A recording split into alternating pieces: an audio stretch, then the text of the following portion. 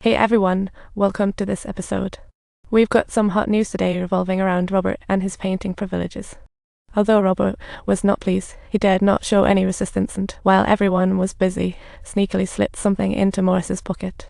Claiming he needed a short axe for furniture, he borrowed one from Eugene and chopped off 3 of his own fingers in front of everyone. Robert chose this crazy way to voice prison system dissatisfaction. Morris, blocked by Eugene, couldn't check. Until he reached into his pocket.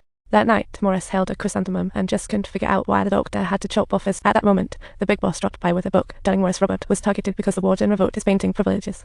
This pushed him to take such drastic measures. Morris specifically sought out the warden to ask him something he just had to I said. He threw some serious shade, hinting that someone didn't vibe with his art, so someone decided to put a stop to it. Doctors might need a warning. Be careful. What do you think? You're absolutely right. There's always a chance that someone will get wrongly accused. Then Morris went back to his seat and met John and Green, who had attempted a prison break in Atlanta but got by you. Is this real? No one has ever escaped from here. Looks like these brothers are gearing up for another getaway. Back in the cell, Morris was tossing pieces around in boredom when suddenly a cockroach appeared. Judging by the island's humidity, he guessed the walls might be eroded by seawater, so he turned off the lights in the cell. He tried using a nail clipper to chip the wall and succeeded easily. It excited him like a kid. But now, Eugene might check any moment. To avoid detection, he needed help and struck a deal with the new friend next door. This guy's name is Charlie, and he got picked up for stealing cars. Then during parole, he went and stole another. He even escaped from police supervision and ended up in Icaro prison. While visiting, Charlie learned his mom was seriously ill with little time left, but Eugene interrupted their chat. You've dropped this, excuse me.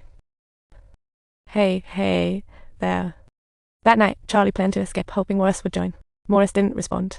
The next day, Morris shared his escape plan with his friends, but once the wall was breached, how could they avoid detection by Eugene? Morris suggested they could use magazines to make false walls, then paint the vent shape to pull off a switcheroo. We could come out from the sales room. Someone hit the jackpot. You all better be careful. What happened to the coral? No idea. Should we go home? Of course, absolutely, the president says now. It was a flop, I can't figure it out. But once paint dries, we won't wait. Brown especially. I was saying 2 beaches. Let's go and take a look over there. See.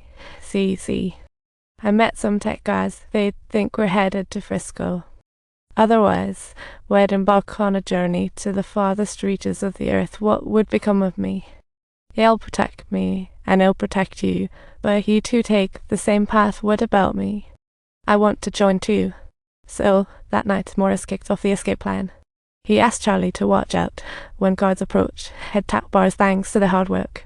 The wall was being chiseled through, but the vent bars were locked. Tools were needed, discovered in the wood shop. Morris stumbled upon a metal object in the wood, possibly a tool for removing that locking bolt, but avoiding the metal detector would be tricky. As it turned out, Morris casually walked through the metal detector. Morris, stop. I prepared an elaborate excuse. Why would there be metal on the tree? If that's the case, it would be easy to lose the clothes. I have no faith in you. I never thought of hiding. Why on earth would I use the metal detector for metal? You're performing so poorly. Get lost immediately.